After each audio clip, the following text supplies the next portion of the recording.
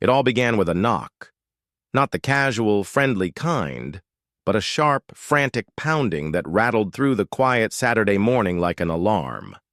I was midway through my coffee, sitting on the porch of my cabin when the screen door jolted, under the force of it. When I opened the door, there she was. Karen. Yes, that Karen. Clipboard in hand, standing like she was about to brief the press. "We need full access to the cabin today," she declared, her voice flat, rehearsed, and entirely too confident. "The HOA has scheduled a community retreat. About 100 people are expected by noon." I blinked at her, coffee mug frozen halfway to my lips. "Karen, this is my private cabin. Nobody told me anything about a retreat." Unbothered, she flipped through her clipboard like it was scripture. "According to HOA Rule 13, subsection 4, any shared amenities—" "This isn't a shared amenity," I cut in, jabbing a finger toward the iron gate I had personally built 2 years back. "I paid for this land, I maintain it myself. You don't get to host parties here." A flush crept up her cheeks. Her eyes darted to the road, where vans and SUVs were already lining up behind her, honking as though they were arriving for a sold-out concert. I spotted foldable tables stacked high in the back of a pickup. "You're making a scene," she hissed. "You're going to embarrass yourself in front of the whole community." "Oh, you want a scene?" I replied calmly, stepping back inside. I grabbed my keys, walked straight past her stunned little entourage, and headed for the gate. Normally I kept it open. Not today. The heavy iron bars clanged shut, and I locked it. Once. Twice. Karen's composure snapped. "You can't just lock out the neighborhood." "I just did," I said evenly, turning back toward the porch. "Let's see how far your clipboard gets you now."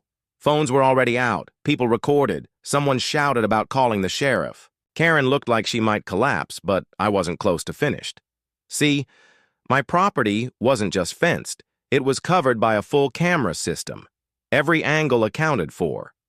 As I sipped the last of my now cold coffee, I started downloading footage. If anyone dared to force entry, it would be caught on record. Karen, whether she realized it or not, had just declared war, and she had picked the wrong man. 10 minutes later, Karen was pacing like a commander with no army. Her so-called guests kept arriving, piling up behind the locked gate, irritated and confused. I could hear her desperate phone calls even from my porch. "Yes, officer, he's obstructing an HOA-approved gathering." "No, I don't have a signed permission slip, but this is a community matter." I chuckled to myself. Classic Karen. For years, she'd bent HOA rules to her will. She'd shut down yard sales for being unsightly, harassed teenagers for riding bikes too quickly, and fined people for paint colors that weren't on her sacred approved list. But this, trying to seize my private property for her event? That was a move the law wasn't going to back up. Sure enough, 20 minutes later, a sheriff's cruiser pulled up at the end of the road. The deputy stepped out, one hand resting casually on his belt, eyes scanning the circus that had formed. Karen rushed over like he was her knight in shining armor. "There!" she barked, pointing at me as if I were a fugitive. "He's locking us out of the retreat space." "We reserved it!" The deputy approached the gate, calm as could be. "Sir, would you mind coming down here a moment?" I strolled down, phone in hand, documents ready. "Afternoon, officer. Just so we're clear, this is my property." "I've got the paperwork to prove it," Karen's shrill voice cut in. "He's exploiting it for personal gain. It's listed in the community documents as part of the common area." I handed the deputy my deed. "Not anymore. It used to be. Within the HOA zone 5 years ago. When I bought this cabin, I negotiated it out. It's completely independent now." The deputy scanned the paperwork. Even before he spoke, I saw the truth hit Karen's face like a brick. "Ma'am," he said with a shrug, "unless you've got a court order or some kind of legal claim, he's within his rights.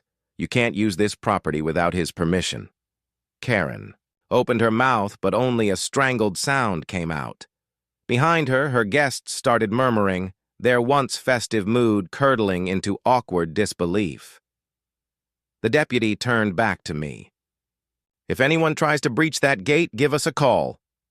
"Will do," I nodded. Karen's grand plan had collapsed spectacularly, but I knew her too well to think it was over. Karen didn't quit. She regrouped, and sure enough, come Monday morning, I found 3 fresh letters taped to my gate. All of them courtesy of Karen. All of them dripping with HOA jargon, empty threats, and pseudo-legal nonsense. The first, notice of violation, unauthorized use of former HOA grounds. The second, intent to fine $500 per day until compliance is met. The third, printed in bold type like some grand ultimatum, demand to host a makeup community retreat within 7 days or face consequences. I carried them straight to my wood stove, lit a match, and fed the flames. But don't mistake me, I wasn't careless. I knew exactly what she was doing. Karen didn't want to fine me. She wanted to intimidate me, to bury me under paperwork until I surrendered. But if she thought I'd roll over and hand her my land for a weekend party, not a chance. The very next morning, I decided it was time to put everything in writing. I emailed the HOA board, attaching my purchase contract, the boundary survey, and a clean excerpt from the 2020 amendment. The very document that proved, beyond all doubt, my cabin and land had been excluded from HOA jurisdiction. My message was short and sharp. Any attempt to trespass on or assert authority over this property will be considered harassment and pursued accordingly. A few hours later, a reply popped into my inbox. It was from the HOA secretary. "We acknowledge your exemption," she wrote, "and have advised Karen to cease any further action. We apologize for the confusion." I almost laughed out loud. Confusion? Karen wasn't confused. She was seething. That apology was nothing more than the board trying to distance themselves from the chaos she'd stirred up. I didn't even blame them. Karen had dragged them into a battle she had started all on her own. But just when I thought things might calm down, I saw something that made my blood boil. On the HOA's community Facebook page, a new post appeared. Community picnic rescheduled. Now at Daniel's retreat cabin. There it was. My name, my property, plastered across social media like an open invitation. I took a screenshot immediately. She was at it again, sneaking her agenda through lies and manipulation. I commented right. Under the post, false information. This is private property and not open for any HOA event. Anyone who shows up will be trespassing. 10 minutes later, the post vanished. But the damage was already done. People had seen it, and Karen had once again rallied her followers. I could feel it. She wasn't done with me yet. And I was right. 3 nights later, at 12:42 a.m., I was jolted awake by the crunch of tires on gravel. My motion sensors lit up red. I pulled on my boots, grabbed my flashlight, and checked my cameras from my phone. A black SUV sat parked just outside my gate. 4 people were unloading folding chairs and a massive canopy, working in the dead of night. I stormed down the gravel path, beam of the flashlight cutting through the dark. "Hey!" I shouted. "This is private land! What do you think you're doing?" They froze mid-step. One clutched a clipboard. The others shifted nervously, caught between running and arguing. "Karen told us this was approved," one finally stammered. "Well," Karen lied. I shot back, stepping closer. "You've got 30 seconds to pack it up and leave before I call the sheriff, and this time I will press charges." No one argued. They scrambled, tossing chairs back into the SUV, muttering under their breath the whole time. I filmed everything, just in case. As their taillights disappeared, my phone buzzed. A message from an unknown number. "You're making this a bigger deal than it has to be. Don't forget, you still live in this community." Karen, that was it. No more games. I went to the county records website and pulled every scrap of documentation I could find. The HOA bylaws, the land division maps, the official minutes from the 2020 board meeting that excluded my land. I bundled it all into a Neat digital folder, added the new video evidence, and sent it straight to the HOA's legal team along with Karen's threatening message. The next day I got a call. Mark, the HOA president.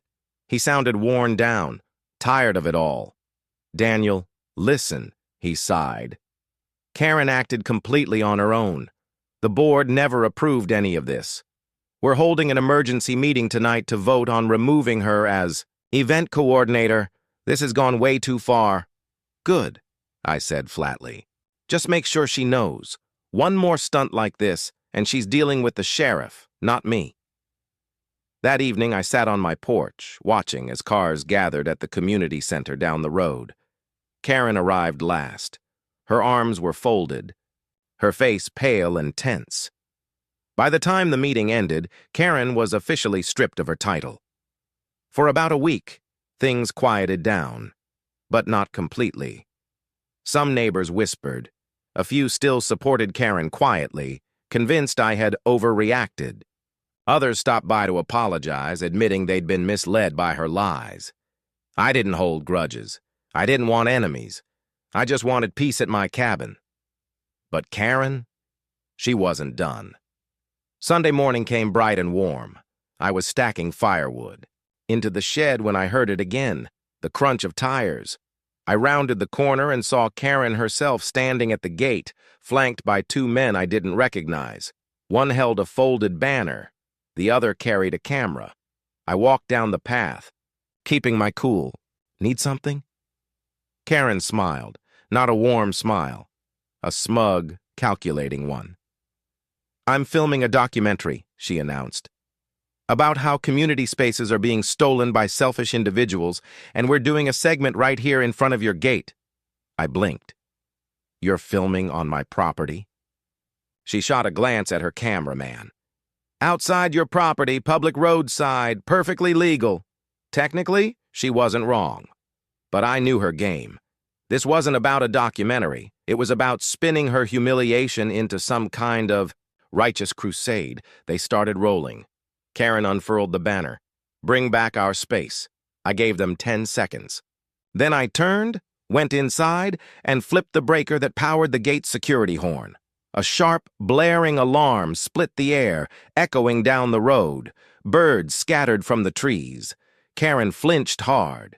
The cameraman nearly dropped his equipment. "This is harassment," she screamed. I yelled back from the porch. "So is trespassing. And just so you know, I've already called the sheriff. You've got 2 minutes to clear out before you're cited for illegal protest in a residential zone." That last part was a bluff. But Karen didn't know it. Without another word, they packed up. No speech, no dramatic closing line. Just 3 furious people trudging back to a car that stalled before sputtering away. 2 hours later, there was another knock on my door. This time, it wasn't Karen. It was Mark, the HOA president. He handed me an official letter. "The board has voted unanimously to ban any further community events or claims involving your property. Karen has also been suspended from all HOA activity for 6 months." I closed the door, a smile spreading across my face. The gate stayed locked. The cabin stayed mine, and Karen, she finally stayed quiet. Karen thought she could hijack my cabin for 100 people, but she never saw the gate slam coming. If you enjoyed watching her plans crash and burn, don't forget to hit that like button. Leave a comment about how you would have handled her and subscribe for more wild HOA drama, one locked gate at a time.